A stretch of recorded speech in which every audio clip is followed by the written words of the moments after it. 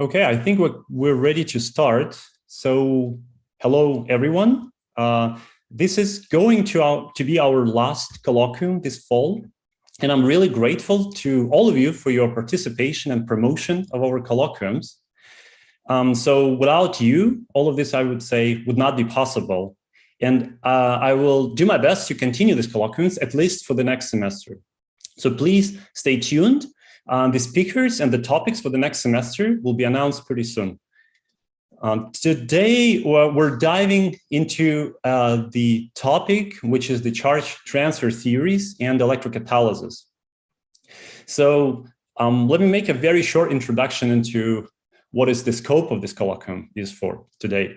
So these days, you probably noticed that the electrocatalytic activity of a solid is commonly explained using DFT, which can calculate the surface properties and the thermodynamics of adsorption. However, one significant limitation of this approach is that it does not address the kinetics of the electron transfer. And that kinetics is vital for the calculations of the reaction rates, obviously.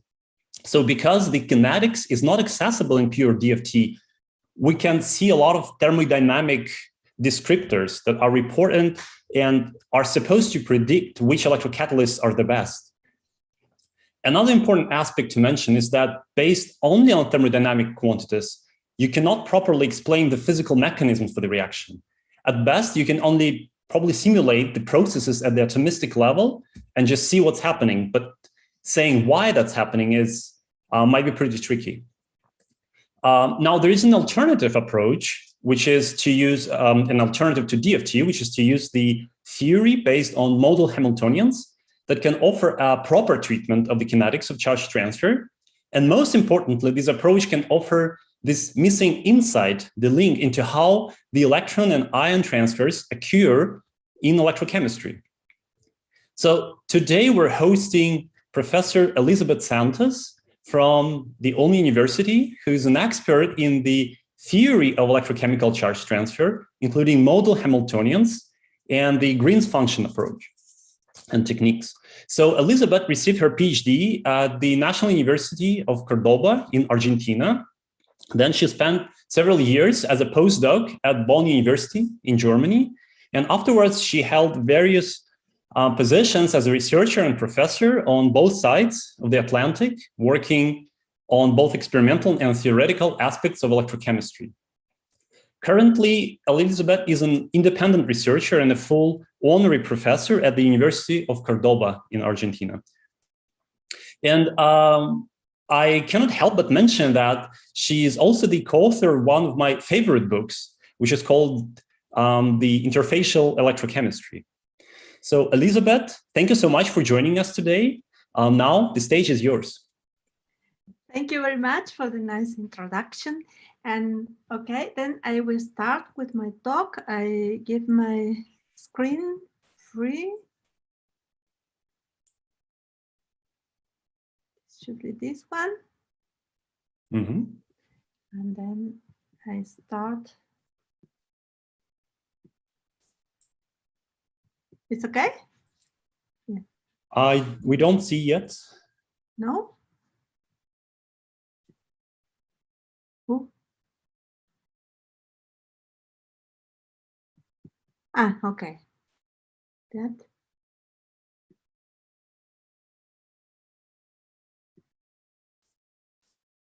Oh. It's coming. Oh. I don't know why it is not possible now. It was possible before. Yes, it works.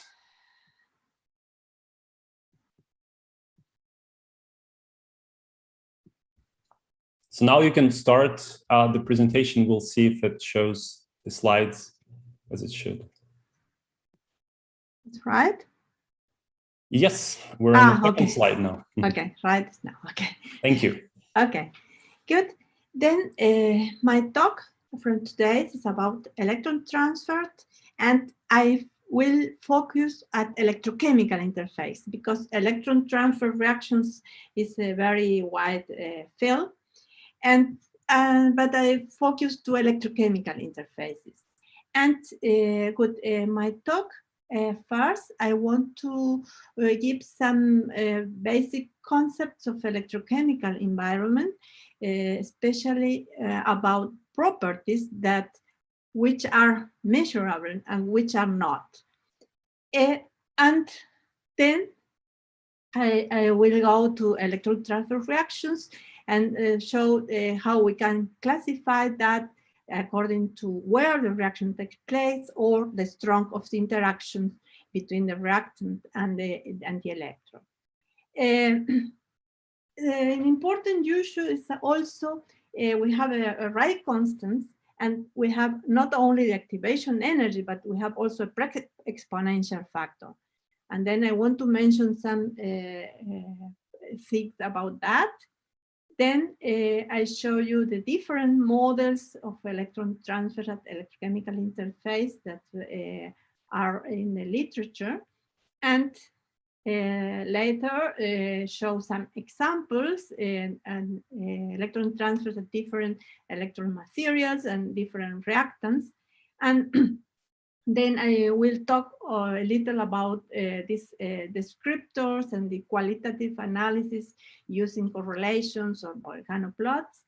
And then at the end, I want to discuss with you which are the perspectives or to improve and to learn more about electron transfer reactions. Good. We go now to the electrochemical environment. Here I show you all the properties that are characterized in an electrochemical interface. This with the work functions is also a property that is very useful in surface science, not only in electrochemistry, and is defined as the work that we have to do to take an electron from the bulk of a metal to just outside of the electron. And then we have this is the work function is a measurable properties. Then we have this inner potential, which is not measurable, and the outer potential that is measurable. And then we have this surface dipole potential, which is not measurable, the chemical potential, which neither is measurable, but the electrochemical potential, it is. And then these are all the relation between these properties. We see here, for example, that the work function is the opposite of the sum of the we have to do in order to take an electron, not only with the chemical potential from the electron in the material, but also we have to go through the surface dipole at the interface. And good, then we have all this relation. I think is clear and are also explained in our book. Axel Gross had also talked about that, and I think my talk will be some in complement of that. Then, what is an electrochemical environment? There are different models about the double layer, no? And then we have we have at the interface between an electrode and the vacuum or the solution, there is a change in the electronic density, and this can be also seen as a split between a charge of the solution side, for example, and the image charge at the side of the metal. This is but we have to have keep in mind that this is a picture. No? The reality is not so like this. We have actually the chart is distributed between at the interface between the electrode and the solution. And in this sense, it's nice from DFT that we can calculate electronic charge difference between the components of a system. And for example, here are shown for the absorption of chloride on gold. And we see this is the charge distribution. Red is a accumulation of electron, blue is a depletion, and we see here how it's formed a sort of dipole. And we don't see the chloride had a -1 charge. And then when the coverage increased, there is a more complicated distribution of the electronic charge. We have here a depletion, and we have this display within that the interaction is in some way screened between the adsorbate. If we put now the solvent, this electronic distribution is still more complicated. And if we have a more reactant that's more complicated than chloride, for example, cysteine adsorbed on silver, then we see that this, according to the distance to the interface, how the electronic distribution changed.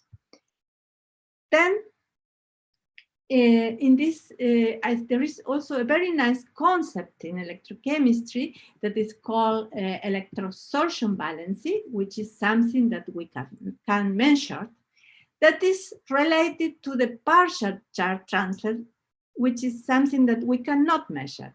But this is what partial charge transfer is in our idea, what we see. We think if the reactant that cannot give the total electron to the electrons, for example, then we have here a fractional number of electrons that are transferred. But what we can measure experimentally is the change in the charge of the metal with the surface excess of a given species that is absorbed. And the relationship with this, between this electrosorption valency and this partial charge transfers depends of a physical model. For example, here is one of them. We have this geometrical factor G, and then we see here that this charge that we measure is not the partial transfer. It's related to that. And then only in some cases we can see a total discharge or incorporation into the electron, or when there is no charge transfer, that's this lambda with this electrosorption valency are equivalent. Then you will see all this. Also, the electrosorption valency depends on the coverage and on the potential.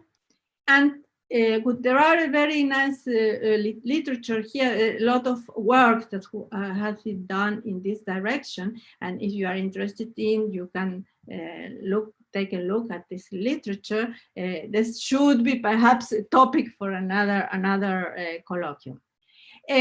Good. Then here we come to destroy one of the first myths that in electrochemical environment.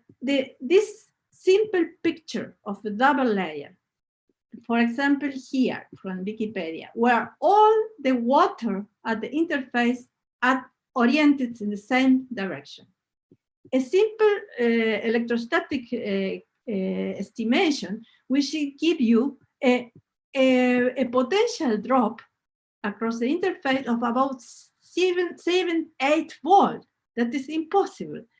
And then that we have to forget this picture. This is coming always. I think Axel Gross had already told that this is not a good model, but it comes again and again. And then I say careful. Good. Another thing within electrochemical environment, one reaction that's very frequently is taken as a prototype for an electrocatalytic reaction is the hydrogen evolution reaction. But this is because the people say it is a simple reaction, but actually it is not so simple. We have many steps for the reaction, depending on the material. We can have one mechanism or another one. And for example, also this proton actually if we are in the electrochemical environment, for example, water. This is not as a proton, but this is as a Sundel or a hydroion or Eigen's ion. No? Then what we do with DFT, which we can very good, is, for example, follow the absorption of the hydrogen atoms or the dissociation or formation of the hydrogen molecule. But all these complex things that occur in electrochemical environment is not so easy. There are many intents, but it's not so easy. Good, then we come now to electron transfer reactions. We have to consider in our system, we have the electrode. It's important to know the electronic structure of our electrode. We have a solvent, and we have the reactant that could be an ion, that could be a molecule or something else. And then it is important to know also the electronic structure and all the interaction between this part of the system. Then here is the first classification of electron transfer reaction. If we think where the electron transfer reactions take place in an interface.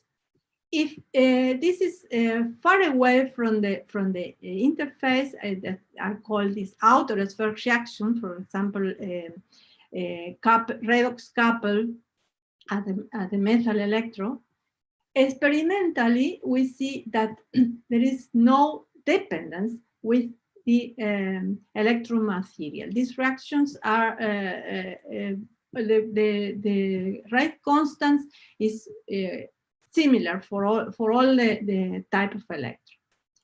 On the contrary, in the case of inner sphere reactions, for example, hydrogen evolution reaction, then, there is a very strong dependencies with the material of the electron. And we see here there are many orders of magnitude between the different materials. Another very useful classification of electron transfer reaction is according to the electronic interaction between the reactant and the electron. We have a range here when the interactions are very, very low. That the rate constant depends on the material. Then we have an intermediate regions where there are no dependencies, and then at the end, when the interactions are very strong, we have again dependence with the materials of the electrode, and this is a region of we call the electrocatalysis. We shall call again to this plot because this very show very nice the different tendencies. Good. Now to the pre-exponential factor and activation energy. According to Arrhenius, the rate constants, we have the pre-exponential factor and the activation energy. In the case of electrochemical system, we measure a current that is proportional to these rate constants and the concentration of the reactor.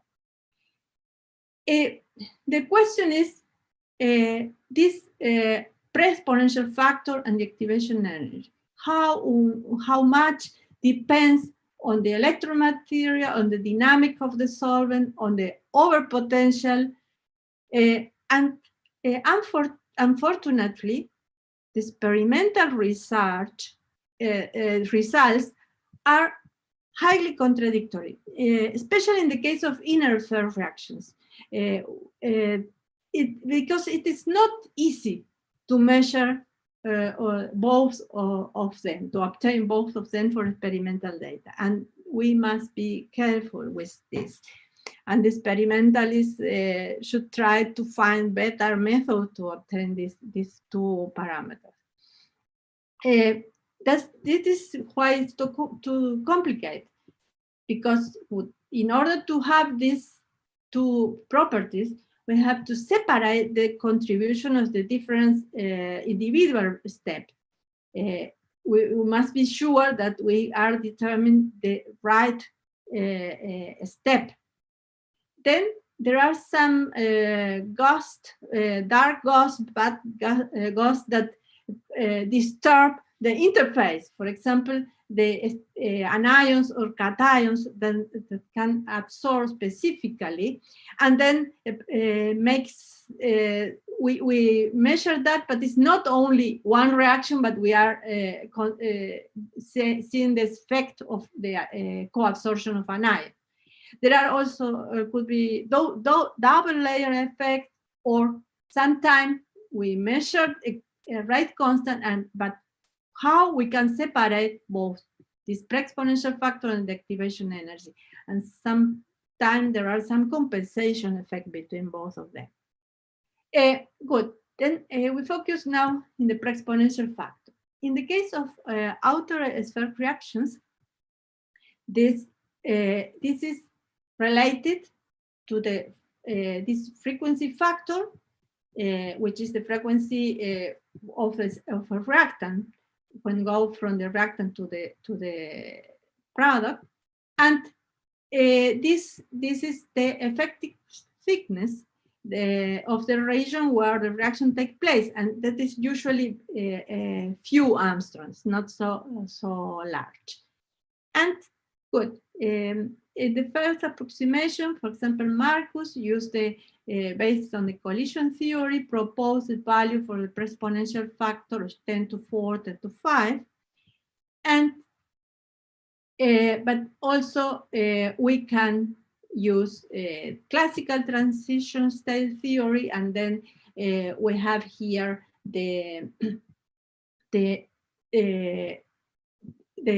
oscillation of one mode or the multi-dimensional from the well of the reactant, and also from the transition state.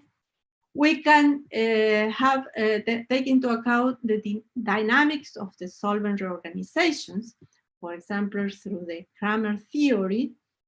But also in this case, if we consider that in the most of the cases, this term that we are multiplying the others is almost 1. Then we obtain a pre-exponential factor that are almost in the same order of magnitude as the original proposals by Marcus.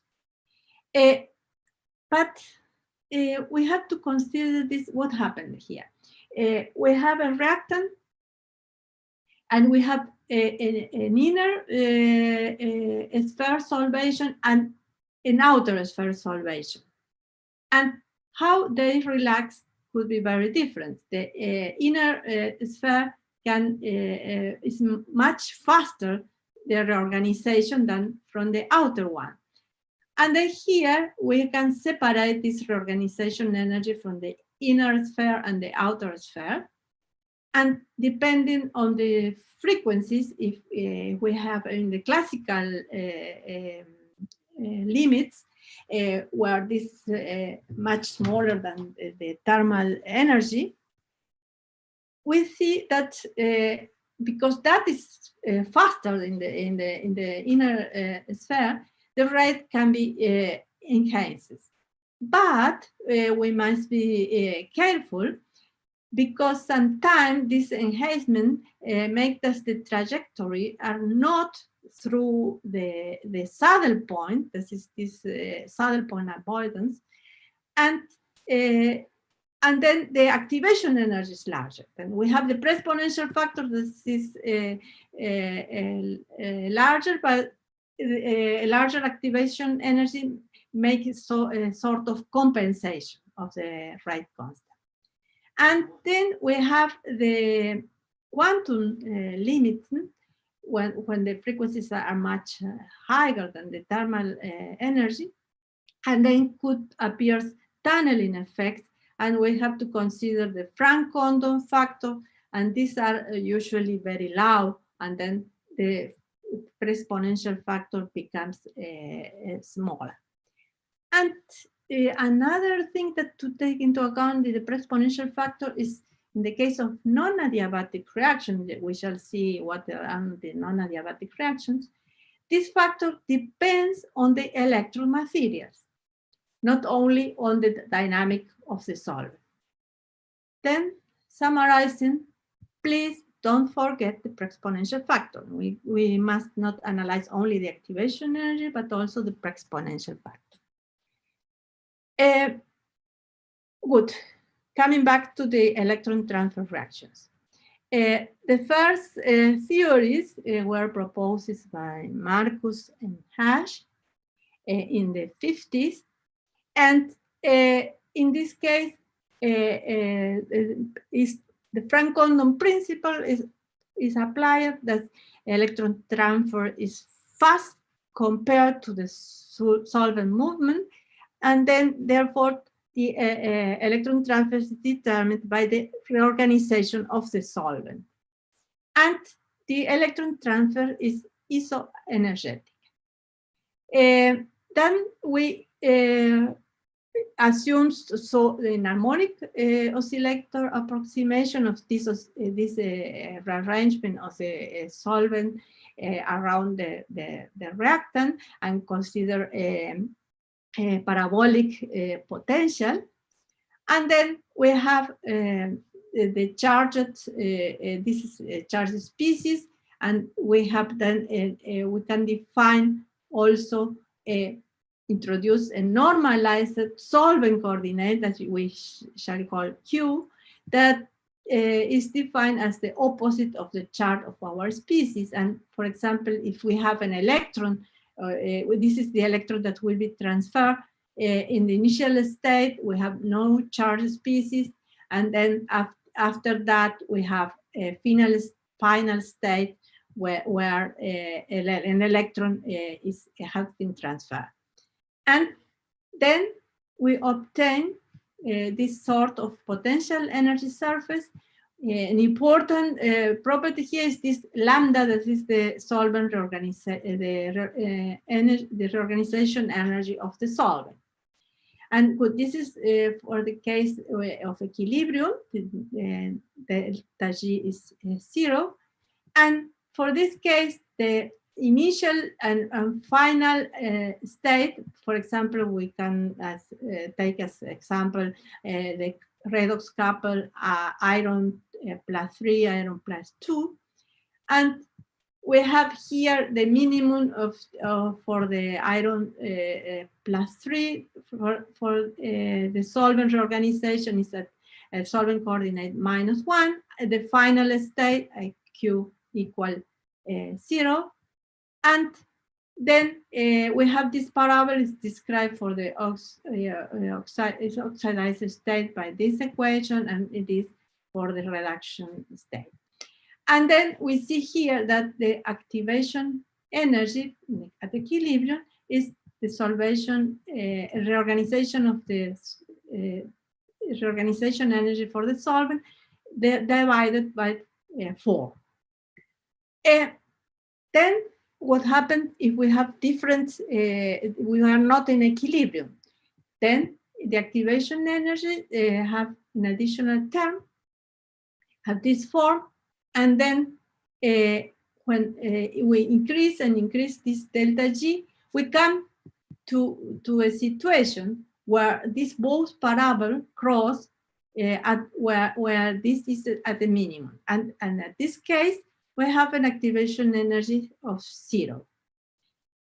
But then come an interesting question: what happens if the free energy increase and increase?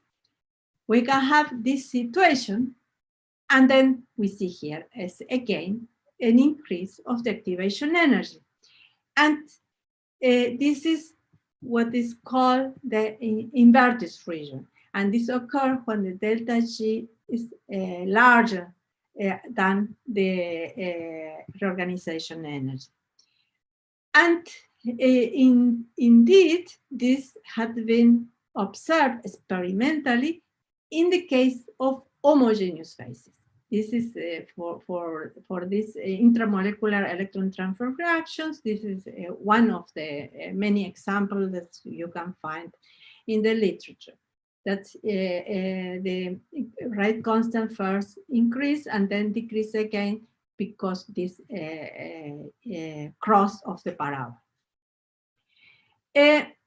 What happened now? But we are interested in an electrochemical interface. And then the electron transfer here, we have to replace one of the couple redox by the electron. And here appears also the overpotential, that instead to have this free energy, good, it is related to the overpotential. And good, in the equilibrium case, that means when the overpotential is 0, we have again the same, the activation energy like in the homogeneous phases. When we increase the overpotential, then we are moving this from the Fermi level, and then we see that also this activation energy depends on the the overpotential, and I'm sorry. Here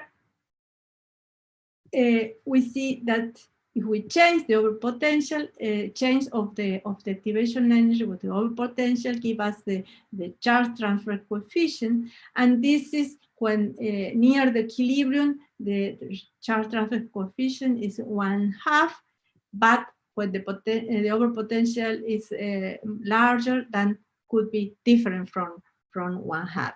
And then now come the questions. If we do that, increase and increase the overpotential, we have here the activation energy is 0. What happens if we increase more? We obtain also an inversion region. And the answer in the case of metal is no, because we have enough electronic level in the size of the metal where the electron can go, and then in this case, up to a point, the activation energy is always 0, but not increase anymore. That means that our Tafel plot looks like that. Obviously, that depends on the value of the reorganization energy, but at a certain point, it becomes the right constant becomes constant, and there is a range where we have that is almost 1/2, but then the alpha coefficients decrease to 0. And then that is electron transfer. We compare between homogeneous phases and electrochemical systems. In the case of homogeneous system, we can have the activation energies increase again up to a certain point where the free energy is near the reorganization energy. But in the case of electrochemical system, it doesn't occur. It's always 0. And this is one of the second method, but you can find in the literature many contributions that say they have found in metal electro the inversion region of Marcus, and in electrochemical systems with a metallic electro, it is not possible. That is other thing if we have a semiconductor, because then we don't have this electronic level over the Fermi level, but in the band gap. But for electrodes, metallic electrode, this region doesn't exist. Then come back to the electronic interaction.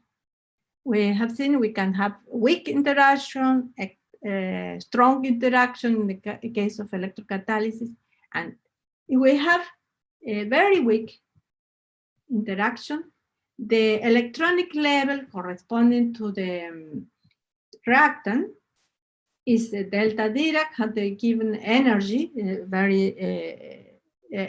energy. But if there are interactions with the metal, this level, there is a broadening of this level, and this had to do with, it's similar what we have said with the broadening lines in spectroscopy.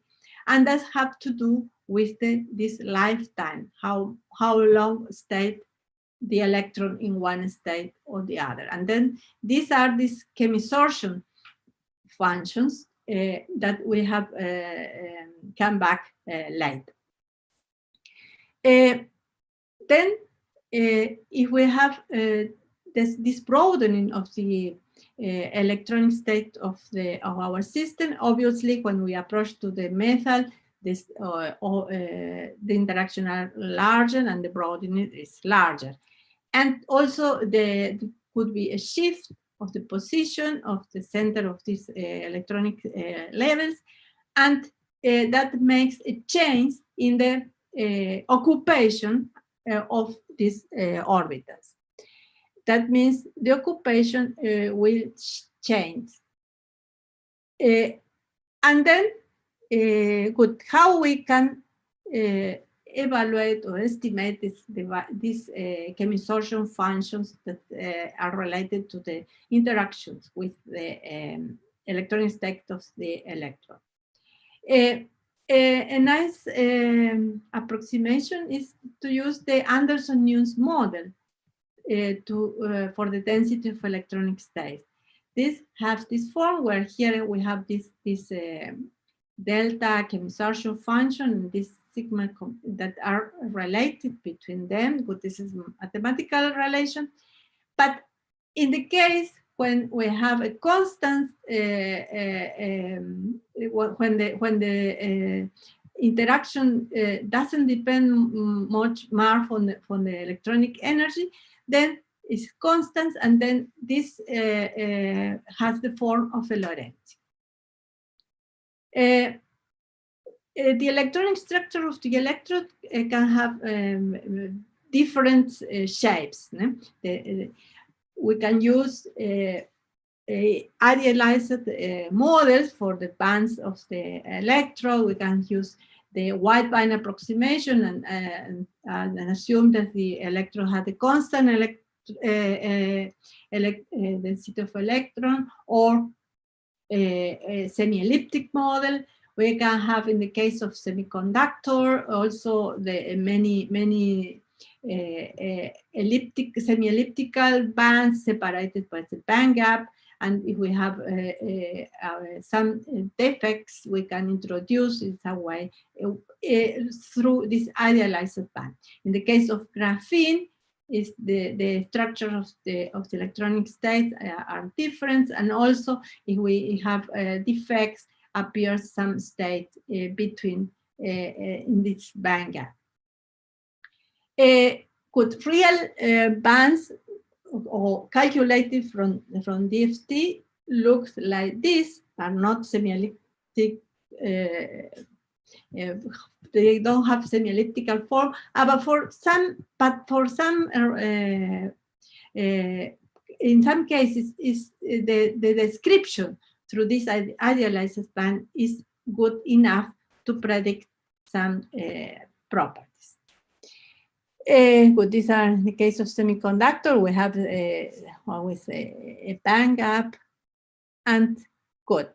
Then this, in the case of the interaction, depending if the interaction are weak, we can have this Lorentzian form of the distribution of the electron. But if it is strong enough, for example, through the interaction through a D band, it can appear here states that can be associated with bonding and anti-bonding state between the reactant and the electron. Okay, then in which way we can describe that? We have seen we have the component of our system, the electrode, the solvent, and the reactant. We can have a Hamiltonian where we're taking into account the components for every of these components, and also a term that take into account the interaction, and use this very elegant green functions that allow us to calculate the energy. Good. We come here again to this plot. In the case of the how we obtain these different dependencies, we start with this part, that's the Marcus hash, where the rate constant doesn't depend, that means this term must be constant. And then in this weak adiabatic electron transfer process, we obtain for the rate constants expression like this. And here we see we have electronic equilibrium, and the activation energy that depends only on the reorganization energy of the solvent and on the overpotential. This is the case of weak interaction. And the reaction rate is independent of the electroproperty of the metal. Then, in this case, in this Marcus hash region, here is the Hamiltonian. We have a component that takes into account the reactant, the states in the electrode, the solvent, and then the interaction between the reactant and the solvent. And for this case, the important interaction is between the solvent and the reactant. And okay, we can reorganize a little this expression and put together this is the occupation of the orbital for A, and we define this epsilon that is depends. This is when far away from the surface and when the solvent neutral state, but this we can move by reorganizing for this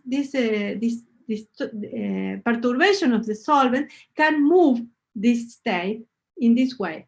With these are the interaction with the solvents, and for example, in the case here. We come from we have an oxidation reactions.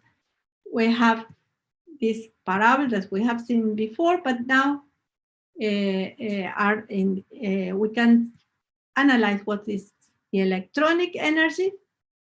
In the case of here, we have at the very beginning, we start here at minus lambda for the electronic energy. And the total energy is minus lambda. When the system goes to the transition state, here start to be charged, and then here we go from the electronic energy to lambda, but because there is this solvation. Increase the solvation of the charge increase, then the activation energy is less than lambda. And the end, when we go to the final state, we come again to minus lambda in the equilibrium. And then this difference to lambda, actually, this is the electronic energy, and this is the total energy, taking into account the effect of the solvent. And with this state dependence, this variation of the solvents can produce the occupation, or that also in the case of the potential, we can move the position of the electronic level of the reactant. That means now we go to this region. This is the non-adiabatic region. And in this case, it is used, in the case of weak, if the interaction is very weak, then we can use in the Hamiltonian first order perturbation. And we don't have electronic equilibrium. That means the system can go to the up to the transition state, but come back not every time that the system reach the transition state, go to the product. And then in this case, here appeared the dependence with the interaction with the electrode appears in the pre-exponential factor of the Wright constant. In the activation energy depends only on the reorganization of the solvent and the overpotential. But the dependence with the materials, properties of the material appears in the pre-exponential factor. Here we can obtain also our Tafel plots, and they reach also a constant value for higher overpotential. And here it's interesting to say some words about this Gerischer interpretation. In this case, Gerischer had the idea that we can separate the expression for the Wright constants in a term that he called probability to find an occupied state in the solution, that had the form here you see is some of a Gaussian function, and the product of this probability with the Fermi-Dirac distribution give us this Wright constant. Here, if you see that this is I say again, it's probability to find an occupied state in solution, and then take into account how move the level, that is a delta Dirac, because the interaction are very, very, very weak, how move it by effect of the reorganization energy of the solvent and the overpotential. And what we can find in a similar expression for the oxidized state and reduction state. And they look like this. And here, these are this Gaussian, this is distribution, how move the electronic level. And here, I have to say this other myth that is wrong. The people, many papers appear these functions, they call that density of electronic state, and they are not density of electronic state. It's the probability how it is moving the level of the state by effect of the solvent, but it is not a broadening like we have seen before for the electronic state due to the interaction with the material. Then, good, that was this part. Then we go on this curve, and here, when the interaction are weak, but not so weak that we have this broadening of the electronic state like a Lorentzian, then in this case appear an extra term that is due to the interaction of the reactant with the electrode that has this form, and if we consider that the electronic distribution in the electrode is constant, this wide band approximation, and then here our potential energy curves then becomes not so sharp. There is a slight decrease of the activation energy due to this term. And then here again we can have with this broadening that with the potential or the oscillation of the solvent can change the occupation of this state. Okay, then we go to the last part of the curve. This is the electrocatalysis part. And then here is when we have very strong interactions. And here appears in the activation energy. This is the total energy system. Appear the depends of the interaction with the method. And we have here, again, electronic equilibrium. And now the activation energies depend not only on the reorganization of the solvent, but also on the properties of the electron material, and obviously also on the overpotential. And then we have now, instead to have this two-dimensional potential energy curves, we have potential energy surfaces that at least two-dimensional.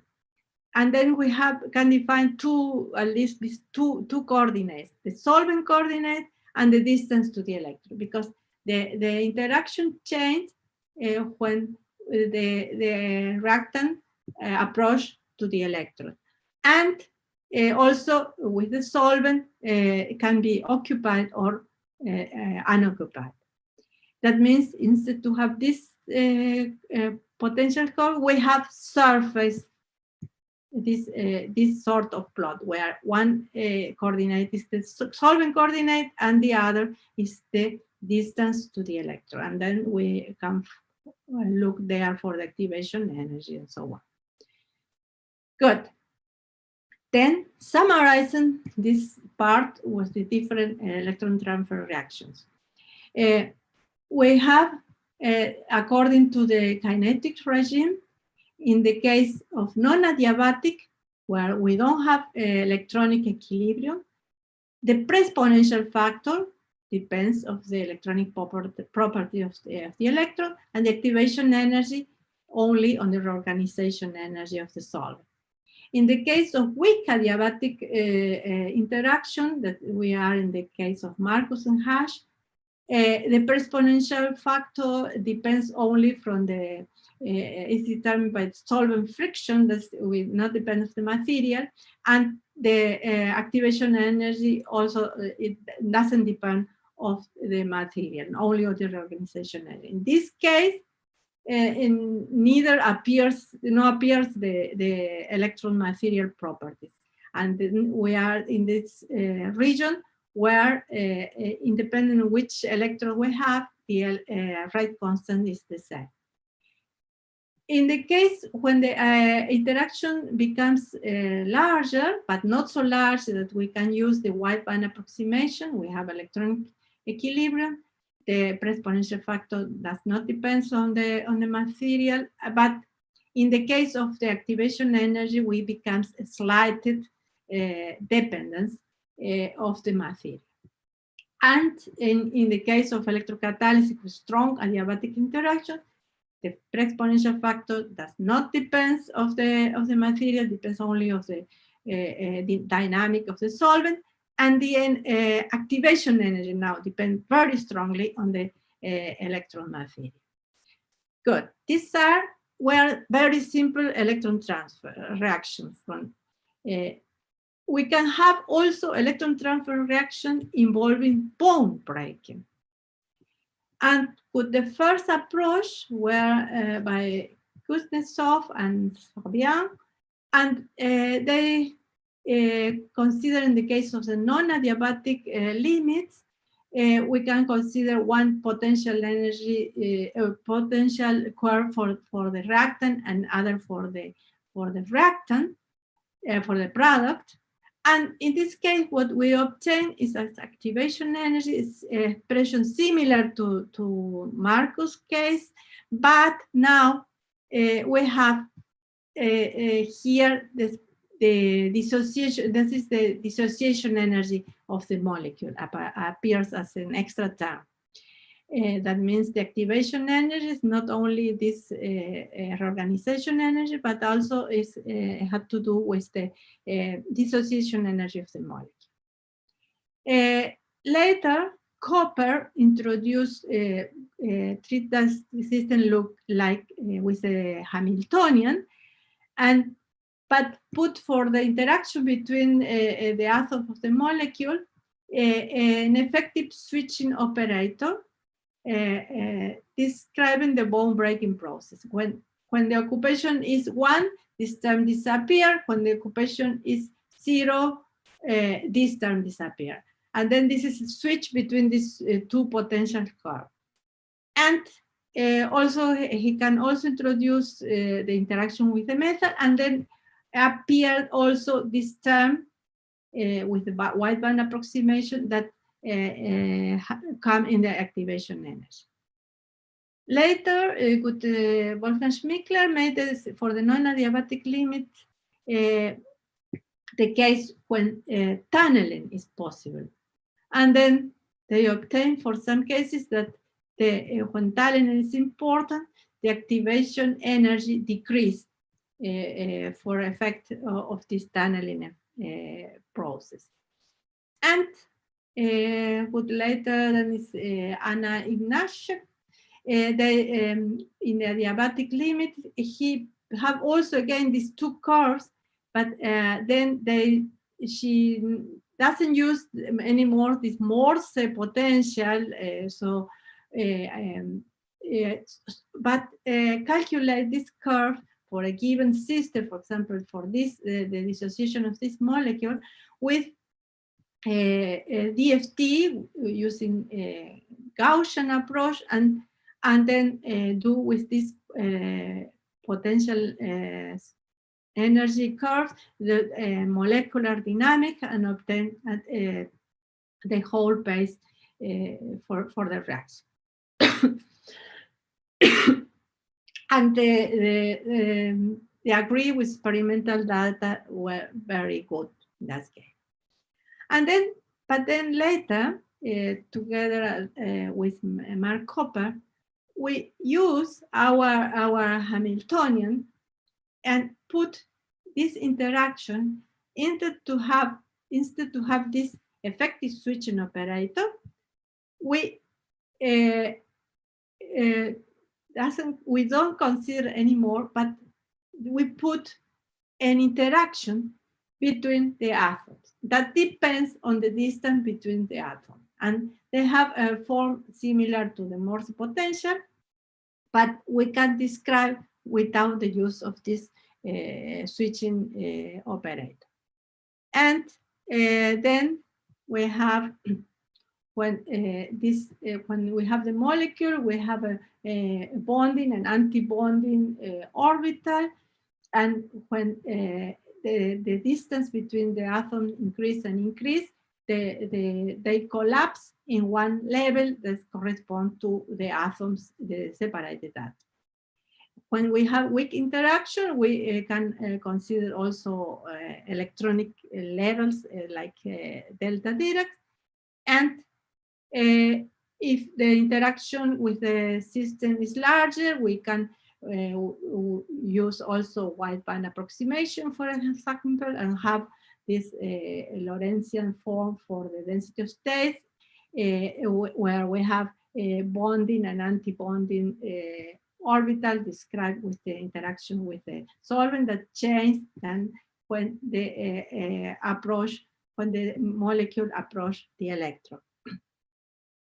And then we can obtain also this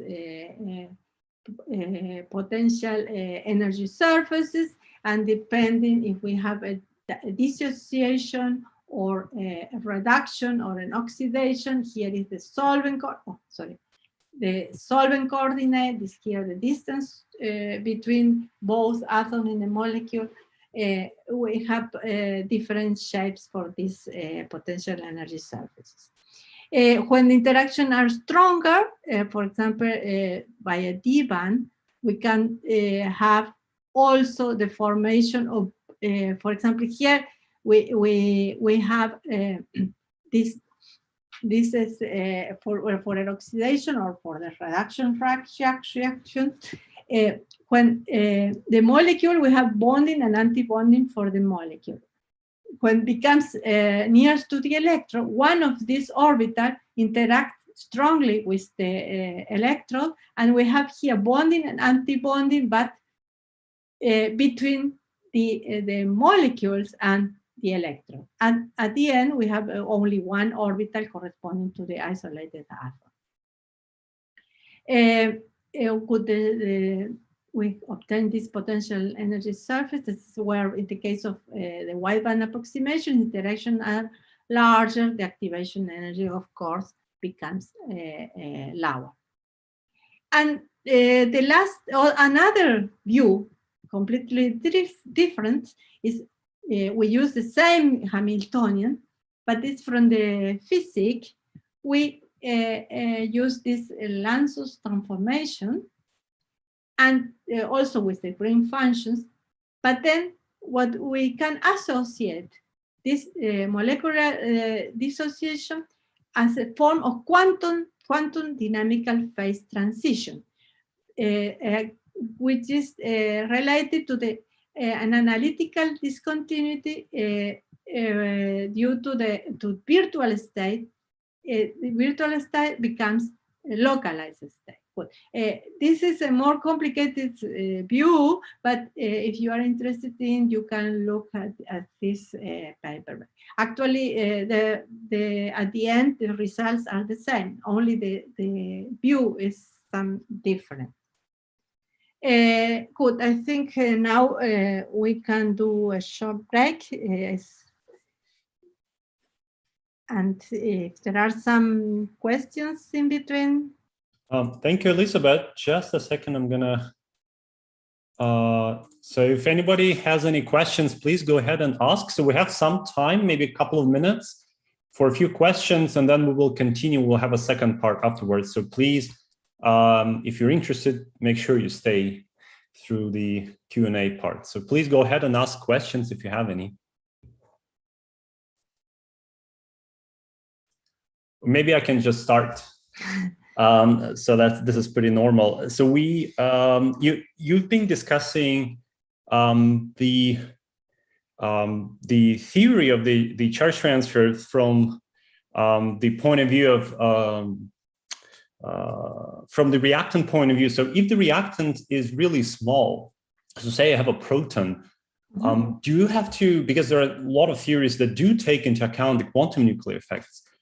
So when, for example, you try to explain the HR reaction, do you have to really take them into account into the theory itself? Because as far as I remember, it was probably not taken into account, right? So you just treat the proton as just a cation. Good. We have the reactant. What we take into account are the electronic levels of this reactant, right, and how interact this with the electrode. I don't know exactly what do you mean with the. So, but it gets solvated, right? So during the solvation itself, the quantum nuclear effects, meaning that the proton tunneling effect, is it something that you have to take into account? Yes. In the case of the tunneling, actually, like our potential energy surfaces look at. This should be possible if the transition comes perpendicular to the solvent coordinate. But in most of the case, I will show later some examples, it is not the case. And then the tunneling probability could be, but it's not so strong because the transition goes more parallel to the solvent coordinates. That's the part. But this is a point that could be, but I think this should be not so important contribution. So would it be possible to say that the theory works better for bigger cations and anions, especially the bond breaking theory? So the bigger it is, the more well-defined sort of the uniform salvation is. Because the smaller it is, then the more specific it becomes. So there you have a specific coordination number and so on. Yes, I think so. If it depends how you can model this solvation shell. No? We have used here the simple form that's with the reorganization energy. We consider this parabolic interaction with the solvent with the particle. This is what we have used. But there are some more complicated interaction with the solvent. This theory doesn't take into account. Okay, one question from the chat is if you can explain, it's regarding the Marcus theory, how do you calculate the electronic coupling between the diabatic states? we use the Anderson's new model to calculate the coupling constants. Then in some examples that we show in the second part, perhaps you can see better that. In the case of Marcus, the region where there is no dependence on the electron potential, there are not we don't consider any interaction between the metal or the electrode and the reactant. It comes when there are a weak interaction, then we use Anderson's new to describe the how is the broadening of the electronic states of the reactant. Right. So another question is, how do we calculate the reorganization energy from MD that samples certain geometries? So maybe this is something that you will be discussing later, I guess. Yes, right? Later I will show how because here we use as a parameter lambda, the reorganization energy, 0.5 electron volt, and so on. This is where parameters taken from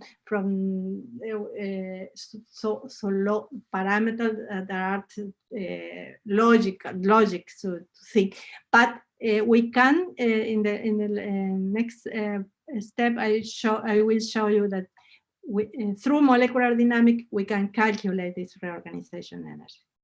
Okay, maybe I can ask one question that is really basic, but that might be important just for the audience. So I think you skipped very quickly about the interaction. So when you say electronic interaction, how can you explain what it is?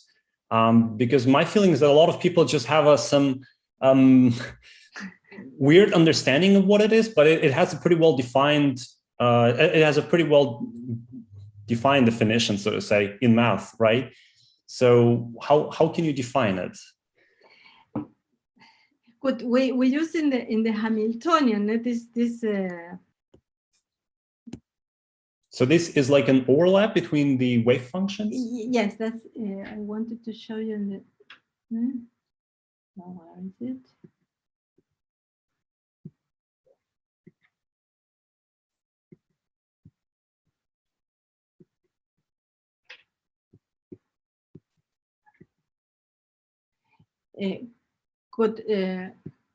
For example, here. This interaction that are represented, I put very quickly here.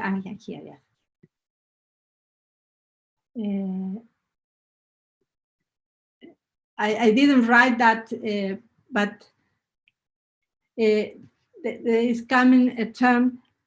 I put this how is the results of the energy, but here come a term because it's complicated mathematically, but the interaction of is similar to that, but we put the overlapping, exactly the interaction in between and the integral of that between the overlapping of two atoms and or the atom and one state of the metal. And then there is this integral that is the interaction between both. So if it's okay for you to go to the slide 30, I think 30 or 31, where you show the dependence on the electronic interactions of different theories that you can apply. Actually, it's 38 probably is the right one. So yes, so you have electronic interactions at the bottom, at the x-axis. How can is it possible for us from just as observants, can we really tell if the system has a strong or weak electronic interaction? Just is it like somehow related to chemical bonding that we know from chemistry, for example, chemisorption energies?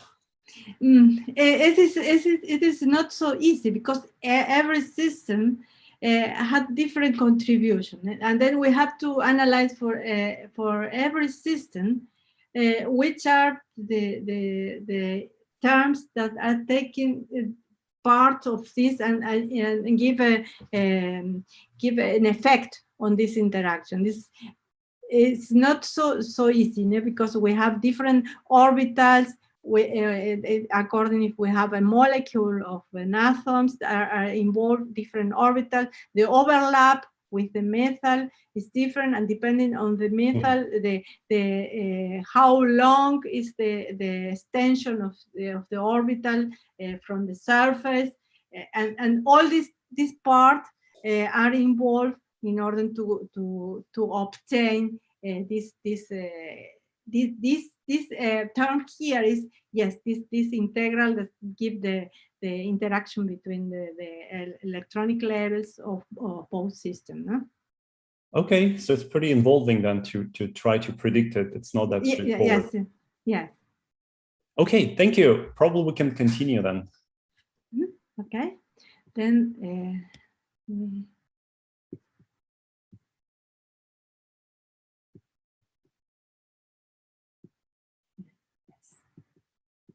okay.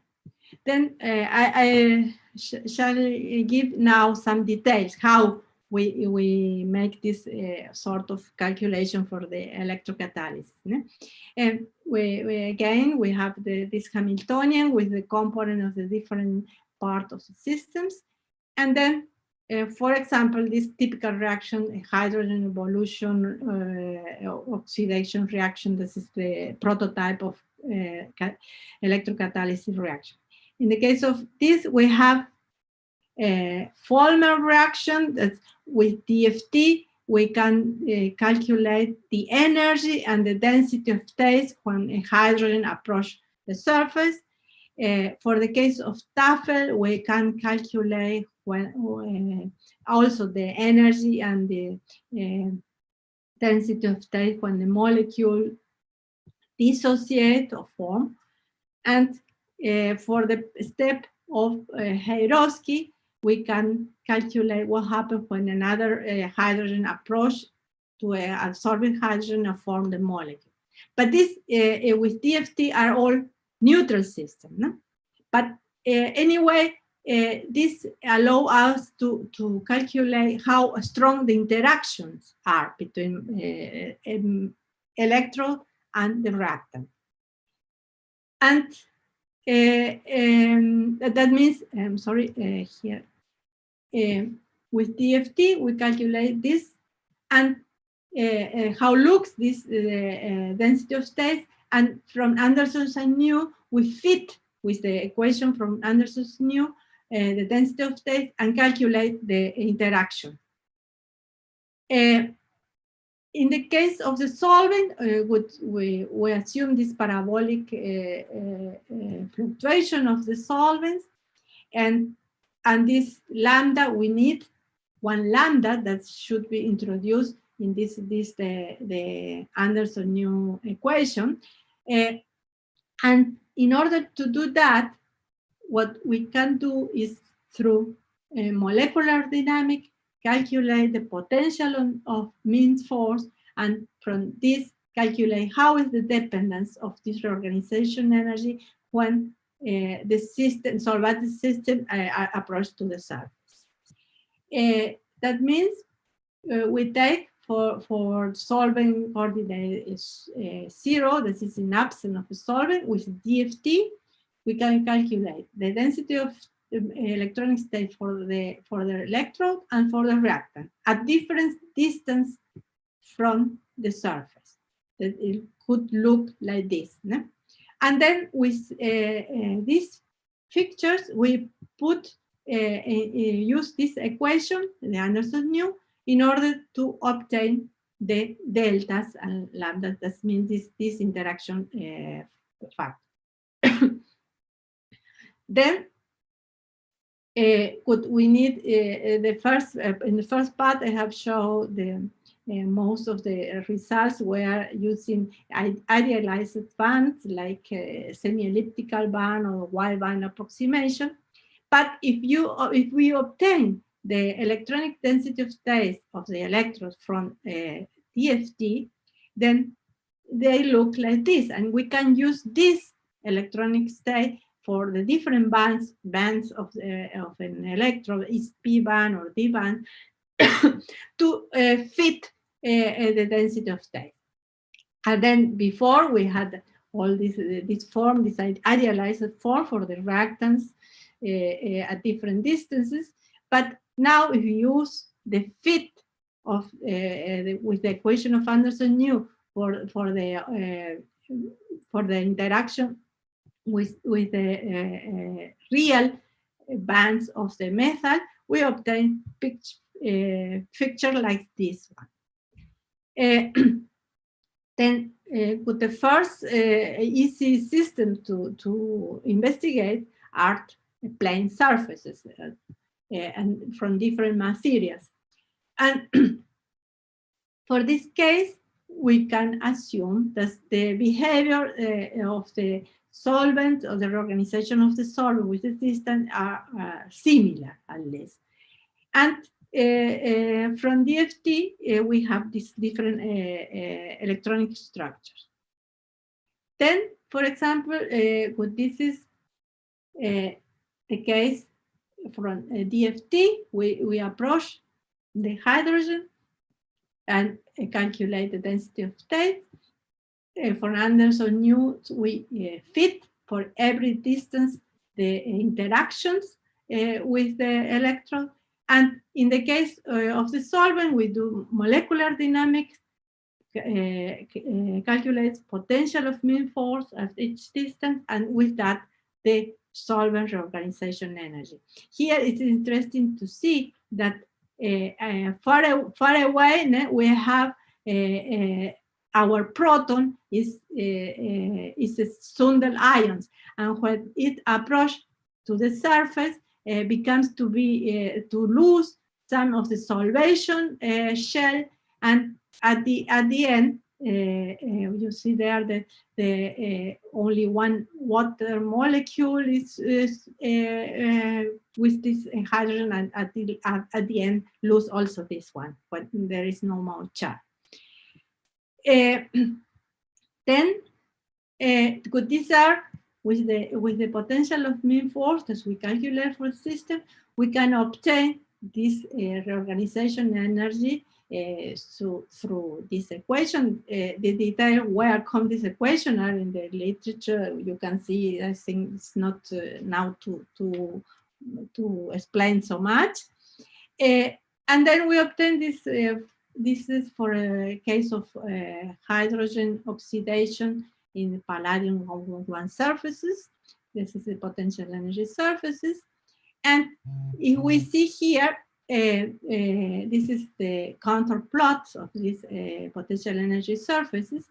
And these are, at these three different distances, the density of states that we have obtained for the hydrogen atom with DFT at distance from the surface, three different distances. And then with this density of state, we fit using the Anderson-New, we obtain the interaction constants. And then the position of this, if we move that due to the lambda that we have obtained for molecular dynamics, and we change the solvent coordinate, the center of this density of states shift according to this. And then we see, for example, by the transition state, this state by Q null is by Q minus 0.6 in the transition state becomes that. But the interaction with the metal is given by this distance. And then far away from the surface, we have practically only the proton. And then this is when we have far away from the surface, a hydrogen atom. But when we move this perturbation of the solvent, then it becomes the unoccupied, the orbital of the 1s orbital of hydrogen, and becomes so like a proton. Good. Then we see here, far away, we have actually this Sundel ions, and then when it becomes near at this distance, the density of states change to that, and at the end here have lose practically the half of the solvation shell, and deformed and interacting with the metal, and at the end,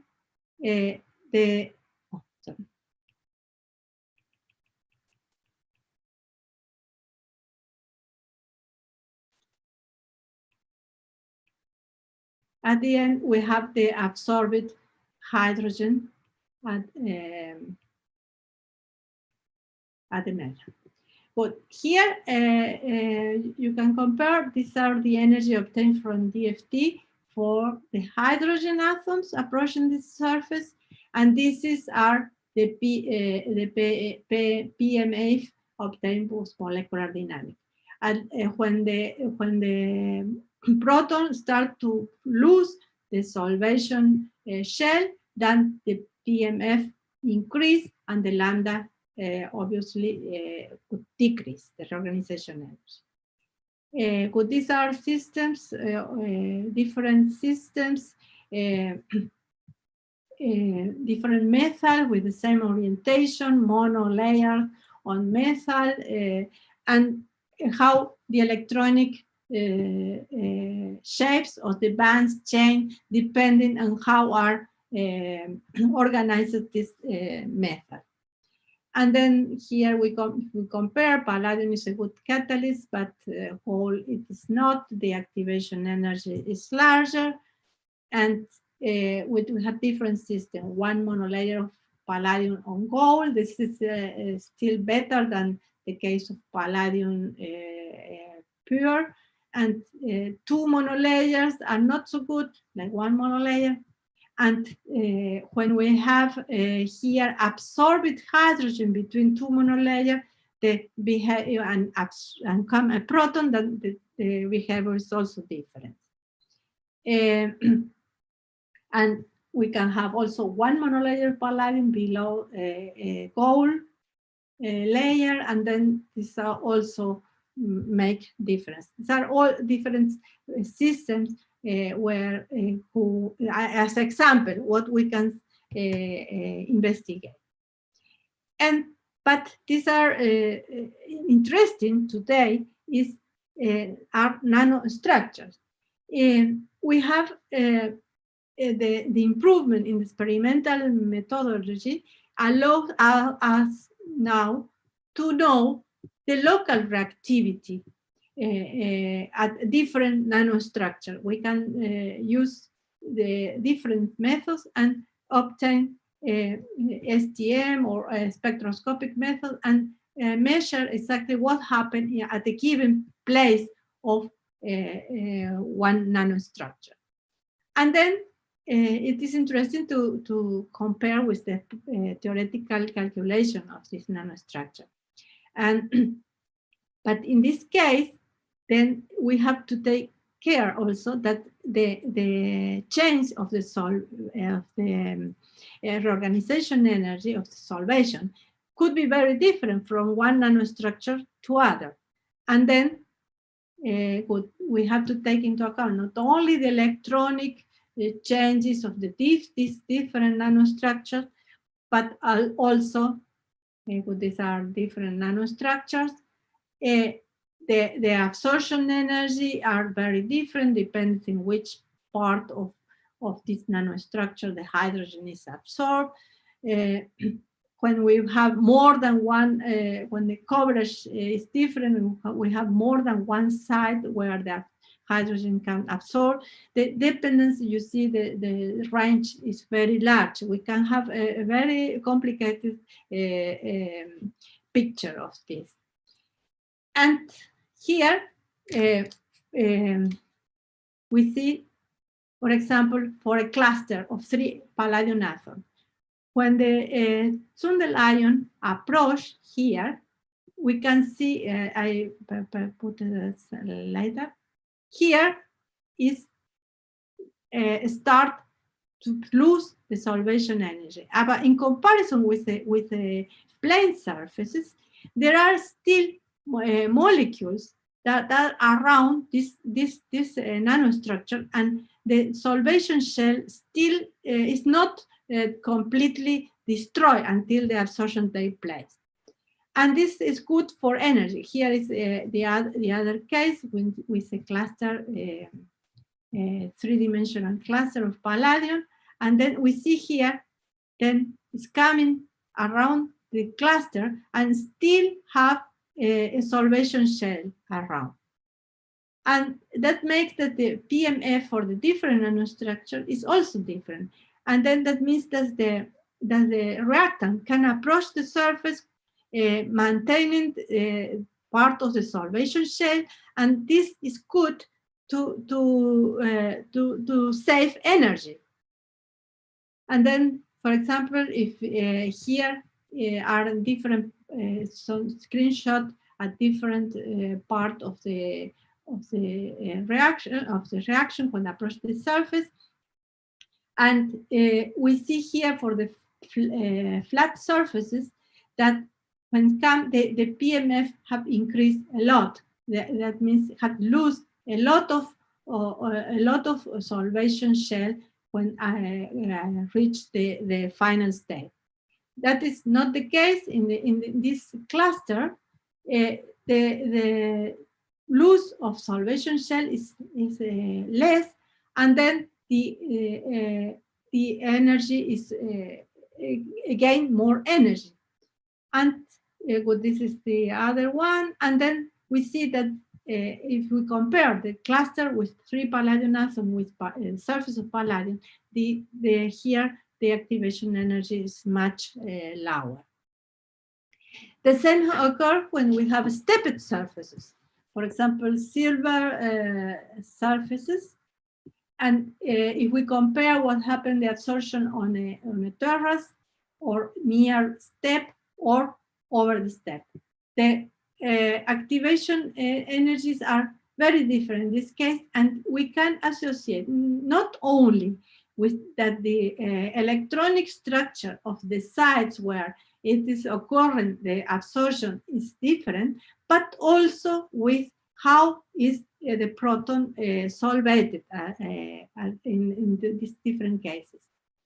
Here are experimental data of the Vollmer and Heirovsky step on the step or on the terraces, and we have a theoretical calculation. Here we see how is the PMF in a terrace site or in a step site. We see that by the step site remained the solvation shell to a shorter distance until this lose the solvation. And that allows that if this is terraces, then lose solvation energy. Then here we see that the movement is in the parallel to the solvent coordinate.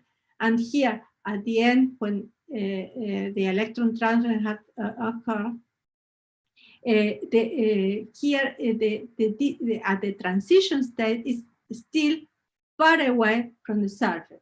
But in the case of the absorption on the bridge sides of the step, the proton can approach to the almost to the surface, and then here, where the interaction are much stronger, then lose the solvation and occur the reaction with a very low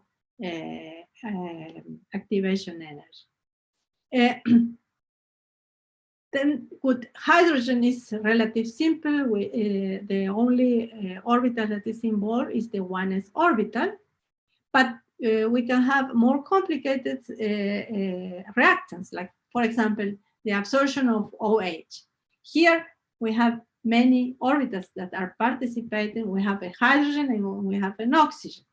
The 1s orbital of this hydrogen here is interacting with the p orbital of the oxygen and forming bonding and anti-bonding orbitals between these two atoms.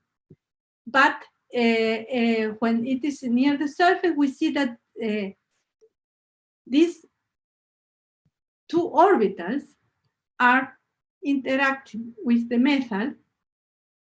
These two p orbitals are involved in the interaction with the metal, and then we can use the fit of this orbital as a function of the distance in order to obtain the potential energy surface. Then we have also the oxygen reduction reactions, and we have investigated that in alkaline medias, the first step, this this first step, that's the transfers of one electron, this we have see that this is almost an outer sphere reaction, and because it occurs far away from the surface, and on gold and also on silver, and the activation energy is almost similar to the activation energy that predicts Marcus hash model. And we have calculated the interactions parameter between D band and SP band for the oxygen, and we see that they are very low. From the D band is practically 0, and for the SP band is very low. Then other complicated systems, for example, absorption of cysteine on silver, that we have seen here, the electronic charge redistribution. We see here that are involved. We have bonding orbital between the sulfur and the carbon, and we have this pair of lone pair of electron on one orbital of the sulfur, and how interact this when approach the silver surfaces. And we can calculate also this coupling constant between these different orbitals. And but we see that when the systems are more and more complicated, we have more and more atoms involved, and more orbitals that are involved, and that makes more difficult the calculation. And here we have also investigated that in collaboration with Reinat Nasmutinov, this the case of electron transfer reactions on graphene electrochemical environment. And we have analyzed what happened with different kinetic regimes. And here it's interesting that the electronic bands are very different. This is the semi-elliptical model that we can assume for a metal. But in the case of graphene, the picture of these electronic states are very different. And we have also investigated what happens if we have mid-gap states that can be obtained perhaps for the effects of a graphene layer.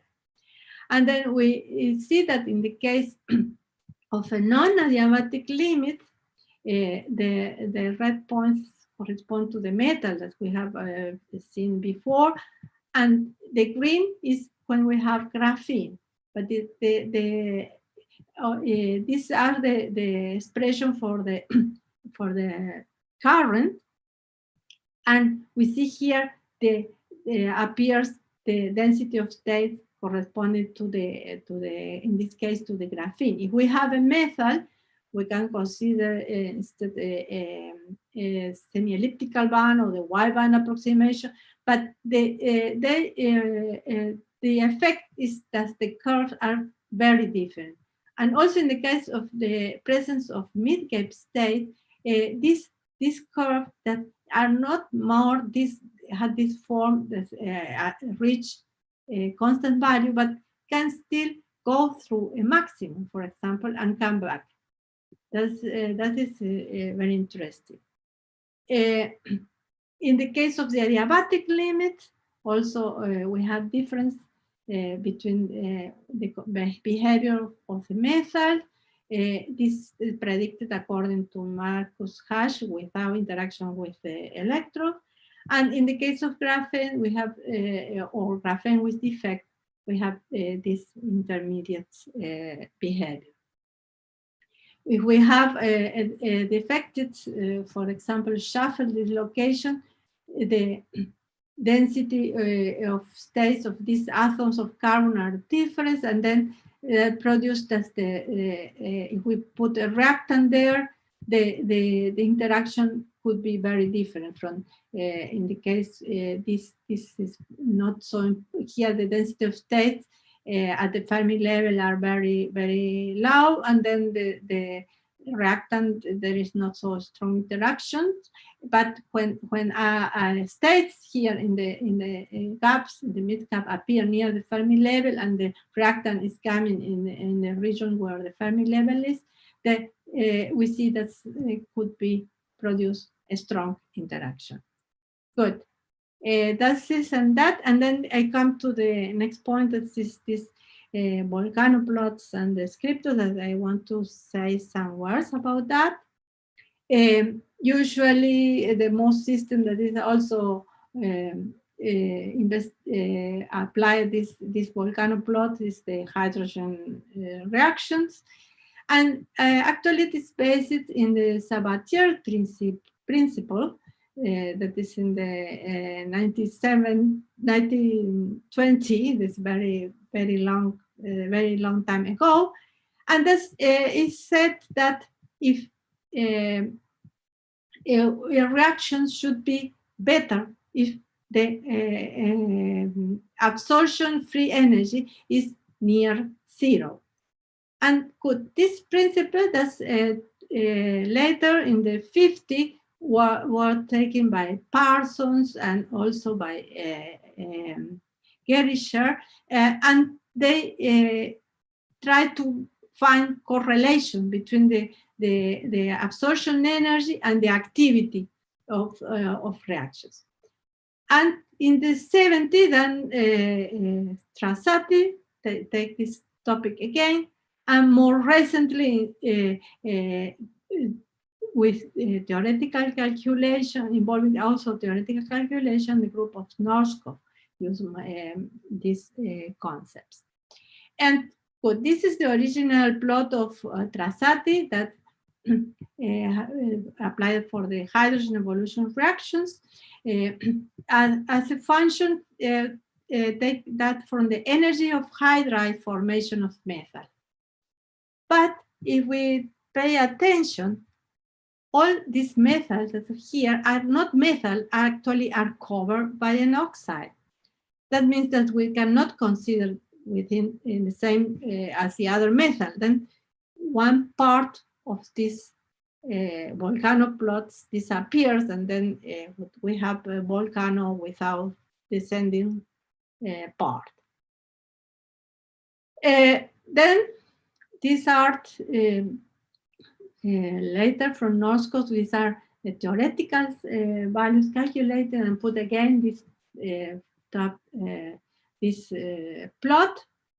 But here we have again this cover oxide, and we cannot see so like a nice volcano plot if we disregard this part.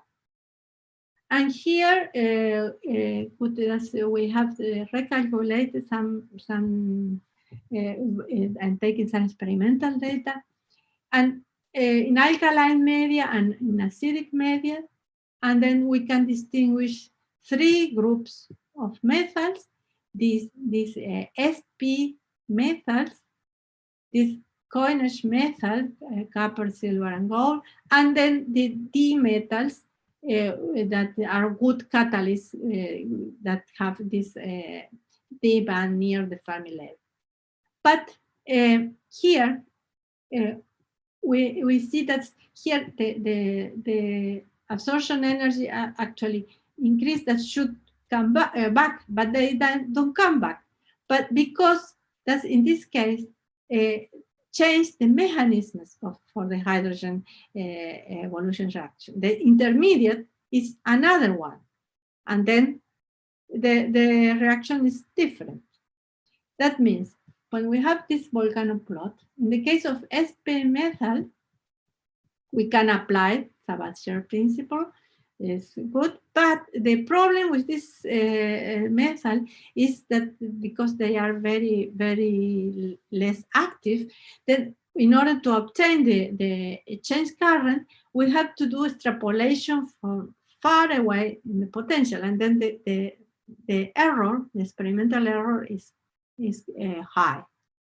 In the case of Cornish metal, we have seen here that there is between the three metal, practically there are not differences. They have different absorption energies, but the activity is very similar. And that is because there is a compensation effect.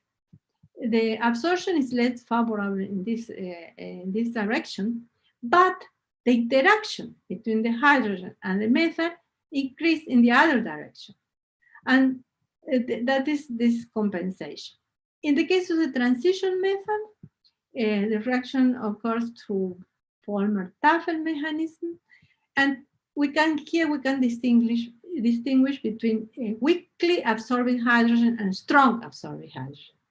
And in the case of platinum, the reactions occur through this weak absorbed hydrogen. That is the reason why is not obeys not the Sabatier principle, because we change the intermediate is other. In the case of nickel, the reaction, yes, occurs through this strong absorbing hydrogen, and it follows the Sabatier principle. In the case of nanostructures, it's still more complicated, because here we have this weakly and strong absorbing, two types of different absorbing hydrogen. But when we have nanostructure, we have a lot of possible sites with different absorption energy. And then which of these we choose in order to make a volcano plot. That is then this is in the case for oxygen reduction. These are the activity plotted as a function of the oxygen binding energy to the metal, to the difference metal. But actually, no, it is not the oxygen intermediate. We have to calculate with the real intermediate, that is, in this case, for the reaction, this one. And then there disappears this volcano shape. I like very much one paper that's from Petri and Sirlina. This is an experimental paper, but they do in the 90s a very extensive analysis of the experimental data that at that moment were in the literature, and they they analyze all the types of descriptors that have been used in order to find correlation, and this they look also at the reality of the data. How good are the experimental data? Why? Because if the experimental error is high, and when you have the dispersion of value between different experimental groups, then which value you choose to correlate for the correlation. That is then this myth about volcano plots and simple descriptors. I should say is good, intense, but there are many questions that we have to take into account when we compare data. The different points that we are comparing have the same right determinant step, is the same mechanism, have the same intermediate, or what is the position of the D-band for different metal, the coupling constant, there are electronic chemical effects, geometrical effects, solvation effects. Then it is very difficult to compare data that where not all those things are the same.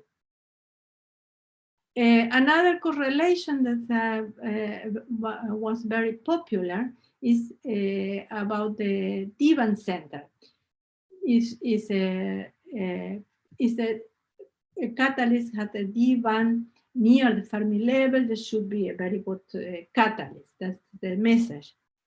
That is in part true, because they are here when when comes a reactant near the surface and near the Fermi level, then becomes most favorable the reaction.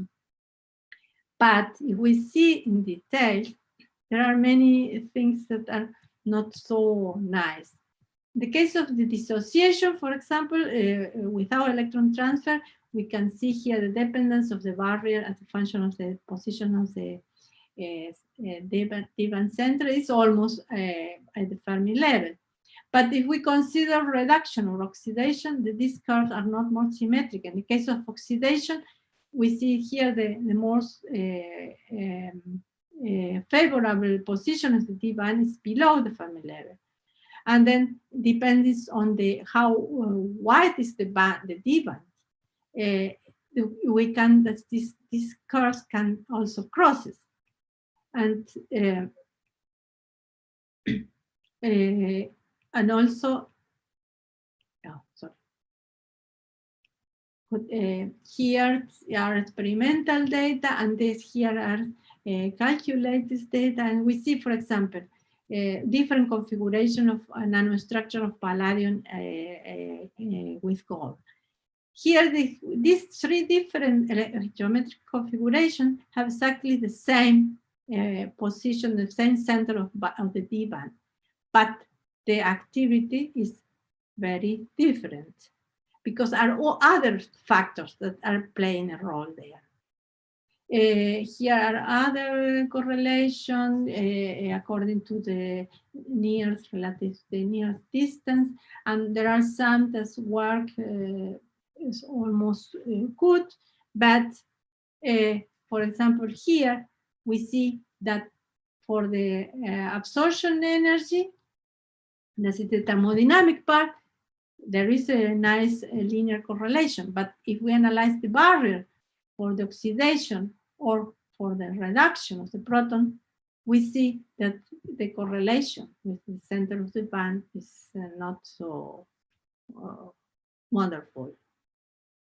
Then, in conclusion, we can say that volcanoplot is a good attempt to understand some catalytic properties with the aid of a single descriptor, but we must be very careful how we do that.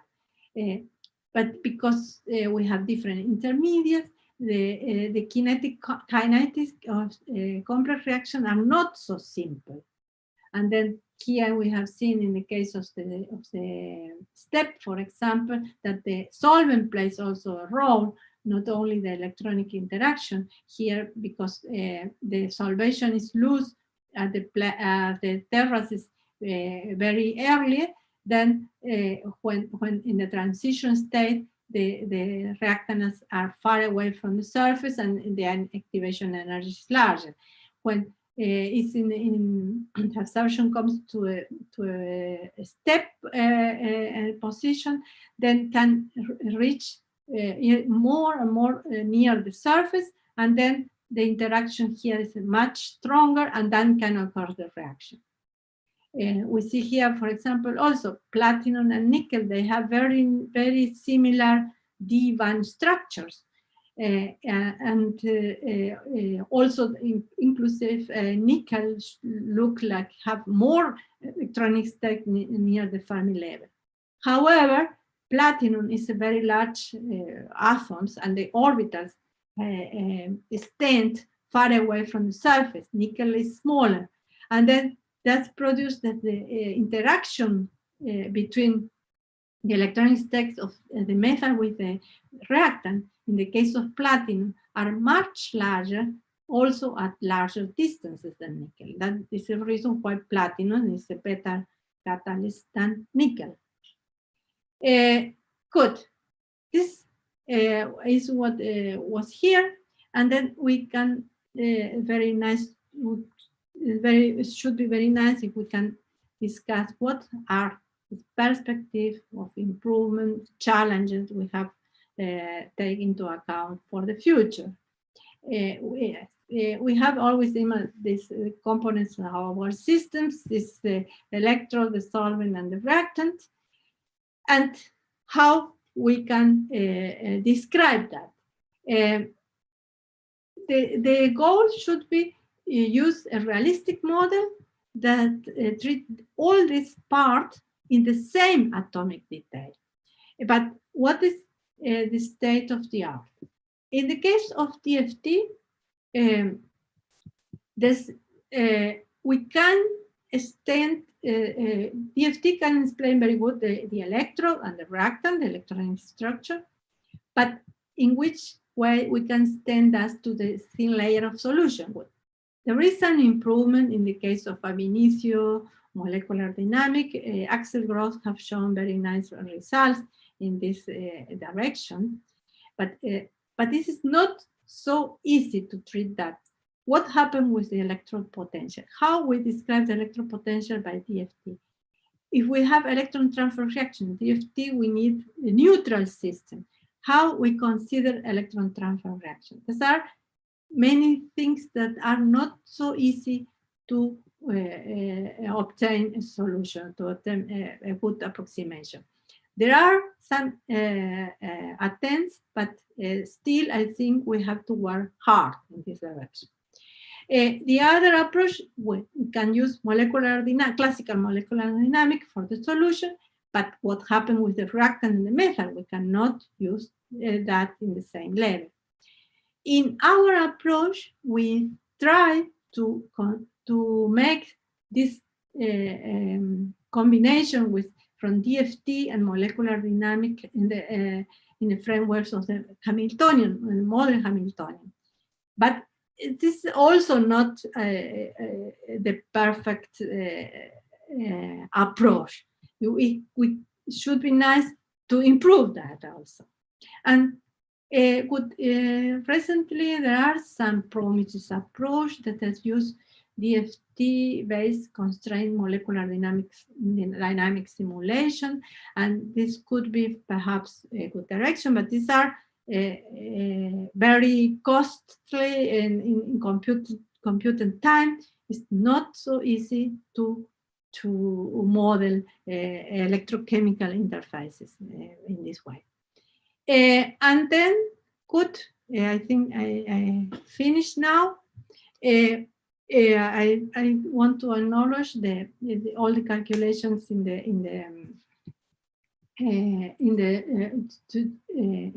Baden-Württemberg clusters, access to the computer, this Justus cluster. And I want to also thank especially Professor Axel Gross, because I have to tell you, since end of September, my contract with the Ulm University had finished, and it couldn't be renewed, extended, because there are not enough funding to pay me. And then 2 years before my retirement, I don't have any job more. Then I have applied for at the German Research Foundation for my own position, but okay, I am waiting for the decision. I hope I will be successful. But yes, Axel Gross gave me the opportunity to stay still at the university as a guest, and then I have access to the computer center. I have my email. I could do this seminar, and okay. But then I want to show you also the collaborators that I have during my scientific life, not in the last time at least. Most of this theory of electrocatalysis I have developed together with Wolfgang Schmickler.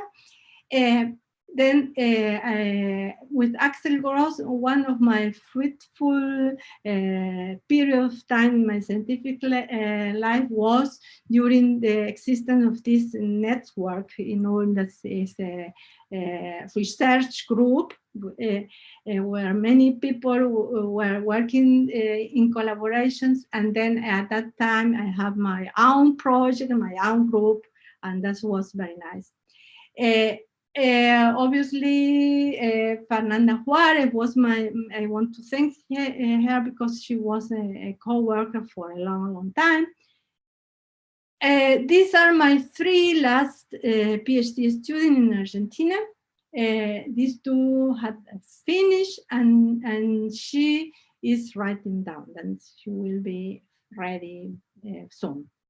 And then, okay, in Argentina, I have the collaboration with Paola Cuaino from Santa Fe, Ezequiel Leiva from the chemistry department in Córdoba, Horacio Pastavsky in the physical department in Córdoba.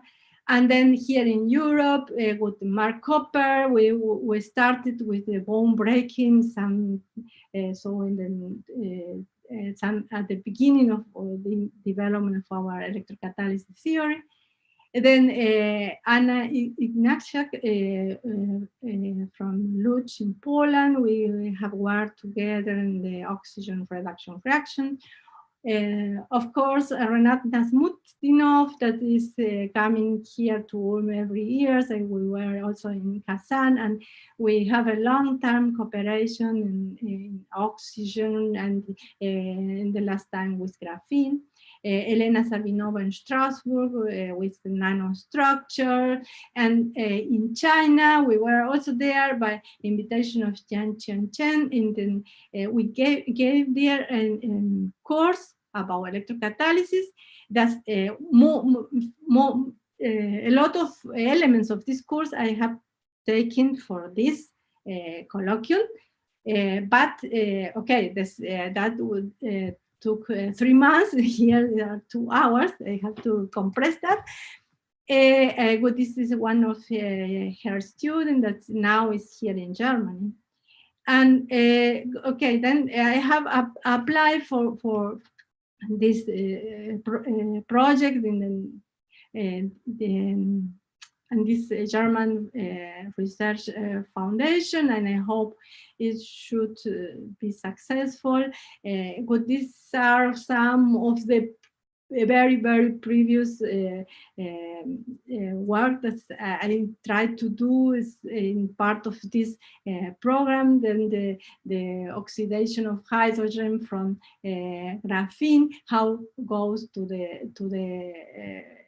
the water phase and form this Sundel ion, and then I have tried to do that at the same level, the treatment. But this is my project. These are not published, and we have to optimize that. And I hope I am successful, and I can tell you about that in some time. Or in other case, this perhaps is my last talk in my scientific career, but it was very nice that was this, if that is the case. But thank you very much, and I am open for questions, comments, and Thank you so much, Elizabeth. This was great talk, absolutely great talk. And I think it also shows how many people actually are involved in big science and must be involved to make it happen. And we all hope, of course, that you will be able to give more talks. I hope also. Yeah, I can't speak for the colloquium side, but yeah. Okay, so we are open to questions, and I can already see a question from Cyril. So he is asking, well, basically the question that I had also for you, it's about the inclusion of the double layer effect. Mm-hmm. So do you include it, like the fact that you should have certain cations or anions at the surface counteracting the electrode potential, or you just include the potential as sort of the level position of the reactant with respect to the Fermi level of the system? And the other question that is related to it is, does it make a difference in particular for charged versus neutral substrates? For example, the proton reduction versus O2. By substrate, I think it means that the molecule. So if you have a proton reduction or O2 reduction, does it make a difference to have a double layer or not? Yes, these are very interesting comments, and yes, that is so. We have used the potential is only a shift of the position of the electron level of the reactants. we don't take into account some changes in the double layer structure that could take place at the same time. Also, or the co-adsorption of anions or other species. That could have an influence, and then this is what I want to do perhaps in the future, to include a more detailed description of the interface in this electron transfer reaction. If okay, that's are the plan, but at the moment these are only this, and obviously if we have a charged species, the interaction should be also different. With DFT, we have calculated only the interaction of the neutral hydrogen when it's coming to the surface, and then it becomes charged when we move this electronic position due to the solvent interaction. But we assume that the interaction is the same. But this is an approximation. Sure, yes. And the type of functional that you use for the description, you have to include it as in a double layer description in some way, right? Because when your charge is approaching the surface, the last few angstroms, it experiences the charge, the potential variation, which you should describe using some sort of a functional. So is it a linear description that you always use? Or because I remember there were some papers that involved I think the exponential dependence and some other types of functionals, which I was just curious which one is, of course, it's very approximation, but still, is it the way that you can still include, for example, the type of cations that are co-adsorbed? For example, they're bigger, smaller, so you can make that functional different as a result. Yes, these are things that we have to improve. That is, yes. We assume that the interaction with the solvent that depends linearly with the charge, when through this reorganization solvent. But with the methyl, we use the DFT with the usual functionals and so on. Then we don't take into account that. I see, and maybe I will have two questions relevant to the last part of your talk. So the first one is regarding the approach where the volcanoplots are calculated. So this is the pure DFT calculations is what a lot of people do these days. Mm-hmm. And these just provides thermodynamic quantities. So for example, an energy of adsorption. Now, your approach, of course, includes the actual activation step, which means that you can calculate the kinetics more or less directly. So now, but from the adsorption energies, what people normally do is they can say something about the activation energy. This is through this Sabatier principle. So quantitatively, can you tell us what is approximate, so the order of magnitude of the error that people can get, or you can maybe outline between the two approaches. So if somebody uses adsorption versus somebody using this more or less complete theory of DFT plus MD plus modal Hamiltonian. So it's an order of 1 electron volt, or like 0.1 or 0.01. For example, perhaps this plot can show you something about that. Because the blue points are the absorption energy. That's we can calculate with DFT when for this different system, hydrogen on gold 111, on the palladium between gold and gold, and all these different systems. And this as a function of the D band center of all this system. And this the absorption energy is almost linear. We can say, oh, okay, correlation is very good. But if we can, for every of these systems with the potential energy surface, we can calculate also the barrier for the reaction, for this reaction, for the oxidation, and also for the formation of the absorption hydrogen from proton. And these are the other points, these black points and these red points and it correlated with the D band center, and we see that the results are very different. And we cannot analyze only the absorption energy. We have to take into account the barrier, and to calculate the barrier, we need a model that's more complicated than only DFT. So the error can be exceeding 1 electron volt potential. Yes, of course. Okay, I think that is quite important to keep in mind.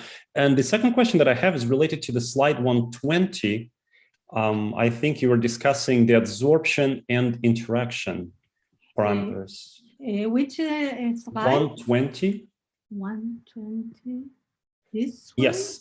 So you say for the coinage metals, yes. The last two sentences are the absorption is less favorable, but the interaction with hydrogen increases. And this is why, so they counteract basically each other. This is why you don't have very good HR on gold. Mm-hmm. So my question is this: do you see any ways, at least as a theoretician, to decouple these two effects? Because if we could, then of course we could make a completely new catalysts. Mm-hmm. Good. This the nature is so we have this absorption energy, and we have the interaction, and this we cannot separate that. We see that absorb better on copper and silver and gold, but the interaction is this how it interact, the overlapping, for example, that depends also the how large is the metal, how expanded. I have shown also in the case of platinum and nickel. This, the orbitals extend more far away from the surface, and then that favors the good interaction. And if the system, the atoms are small and this is lower, the extension, then it's bad. But we cannot change this. This is the nature of this system. So even if we have copper monolayer on gold, we can have copper orbitals, but gold density of states. Yes. Isn't it the way to decouple it? Good. We have also tried that. Some of them I have shown some very, very quickly that, but we have investigated the different substrate and put another metal that could be better active, but then change also the distance between the neighbors of the metal. And in that case, we have also made some theoretical experiment in the case that we use, for example, for palladium, we put the lattice constant of gold. Then we have only palladium, but with the separation that we have on gold. And in that case, the activity is not the same as we have with the monolayer on gold. Because there are interactions also between gold and palladium that have an indirect effect on the reaction that takes place there. And this is a paradigmatic perhaps example, but because we try to separate that and then to have again the same in the case of gold, but play a role this other interaction, and then make an effect on that. That is the problem. Also, with this system, we cannot simplify it in a very good, nice way. These are all are interrelated. The solvent in the electrochemical environment is so complicated. That involves the interaction with the solvent, the interaction with the metal, the reactant, the anions. It is a very, very hard task to separate the contribution. Okay. No, I fully agree. At least we know how they can be related to some extent. This is already good.